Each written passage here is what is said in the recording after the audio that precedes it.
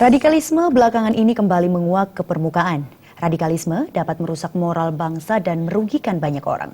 Untuk mengantisipasi radikalisme tersebut, mempengaruhi masyarakat, peran pemerintah sangat dibutuhkan dalam memberikan pemahaman terhadap bahaya radikalisme dan ancamannya bagi persatuan dan kesatuan bangsa dan negara.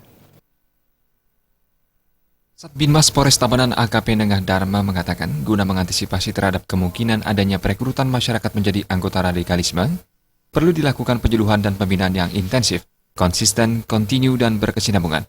Selain peran pemerintah, warga masyarakat juga wajib berperan aktif dalam upaya mencegah masuknya paham radikal. Radikalisme dengan anti Pancasila itu sudah di kepolisian kan ada namanya Queen pertama itu ya. Jadi kita diperintahkan untuk memberikan, kalau kita dari sisi preemptif dan preventif, itu kita memberikan penyuluhan untuk radikalisme dan anti Pancasila ini. Sudah itu kalau dari sisi penegakan hukum itu kita sudah melakukan. Sudah itu ada juga dari patroli dialogis namanya. Jadi bersama-sama kita turun untuk mengantisipasi jangan sampai di lingkungan kita ada paham-paham yang tidak sesuai dengan budaya kita yang sudah ada di Indonesia.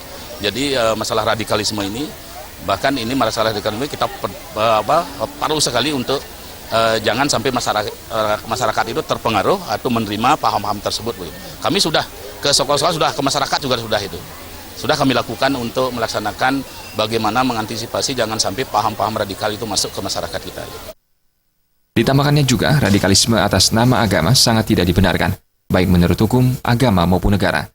Paham tersebut bisa dicegah secara maksimal dengan mengoptimalkan peran tokoh masyarakat serta pemerintah. Darta Bali.